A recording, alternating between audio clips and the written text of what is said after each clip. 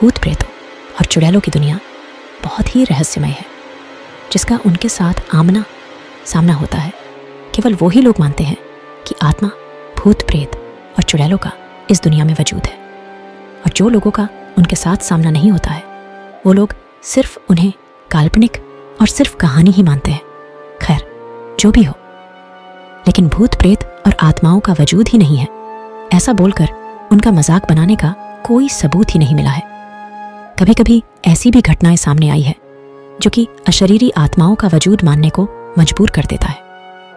विज्ञान भी इस विषय पर परीक्षण कर रहा है और ऐसे भी परिणाम सामने आए हैं जो बताते हैं कि मृत्यु के बाद भी आत्माओं का अस्तित्व रहता है और वो कभी भी कहीं भी अपनी इच्छा से प्रकट और अदृश्य हो जाते हैं। ये कहानी भी कुछ ऐसी ही है। ये कहानी है 35 इयर्स ओल्ड माइकल और उसकी पत्नी की। हार्ट अटैक के कारण उसकी पत्नी की मौत हो गई थी, जिससे वह अकेला हो गया था। लेकिन मौत के कुछ वर्षों बाद उसकी पत्नी की आत्मा उसके साथ रहने लग जाती है। तो आइए सुनते हैं आगे की कहानी। पंजाब के लुधियाना शहर के एक निवासी, जिसका नाम माइकल था, वह अपने बिजनेस के काम से पंजाब को छोड़कर पूर्व अफ्रीका की राजधानी नैरोबी में जाकर रहने लगे। एक बार उसकी पत्नी अफ्रीका से अपने देश पंजाब वापस आई और एक दिन अचानक से उसको दिल का दौरा पड़ा, जिससे उसकी हालत बहुत ही गंभीर हो गई। डॉक्टर्स ने भी उसको बचाने का बहुत प्रयास किया, लेकिन वो नाकामयाब रहे और उस बिजनेसमैन की पत्नी का देहांत हो गया। मरने से पहले माइकल की पत्नी ने माइकल से अपनी अंतिम क्रियाविधि के बारे में बात किया था।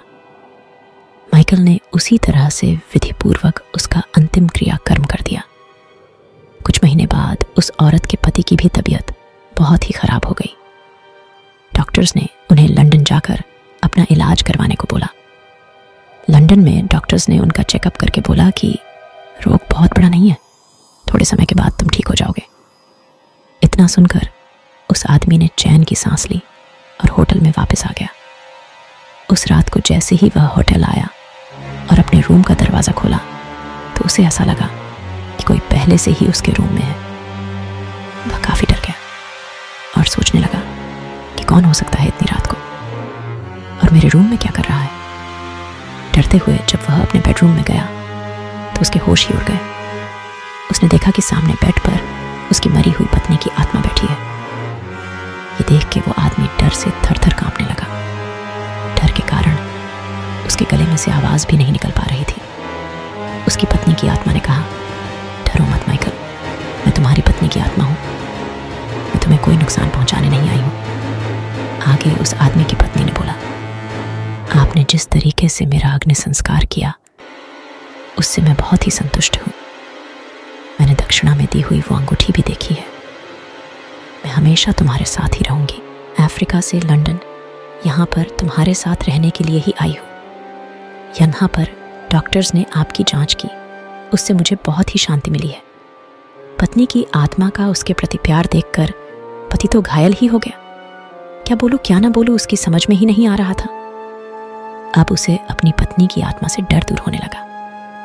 अब वो उसके साथ ही रहने लगा। माइकल और उसकी पत्नी की आत्मा खुशी खुशी वहां रहने लगे। माइकल का एक बेटा भी था जिसका नाम डेविड था। वह अमेरिका में पढ़ाई करने के लिए गया था।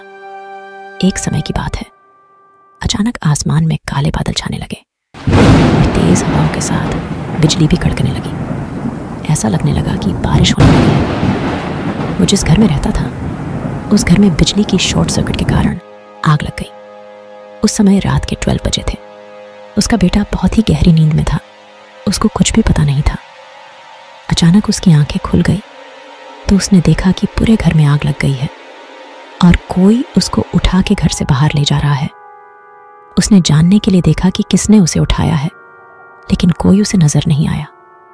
वो खुद हवा में उड़ रहा है ऐसा उसको लगा, लेकिन उसको पता नहीं था कि उसको उठाकर लेकर जाने वाला और कोई नहीं, उसकी मृत मां ही थी। उसकी मां की आत्मा ने आकर उसे सही सलामत घर से बाहर निकाला था। ये पूरी घटना का सार उसको उसके पापा ने बताया। इस तरीके से एक आत्मा ने उनके पुत्र की जान बचाई। 5 साल बाद जब पत्नी की आत्मा ने उनसे विदाई लेने के लिए आज्ञा मांगी तब वो आदमी की आंखों में आंसू आ गए और अपनी पत्नी की आत्मा को गले लगा लिया। जिस समय उसने अपनी पत्नी को गले लगाया तब उसका शरीर ऐसा ही था जो उनके जीवन काल के दौरान था। उसके बाद वो अदृश्य हो गई।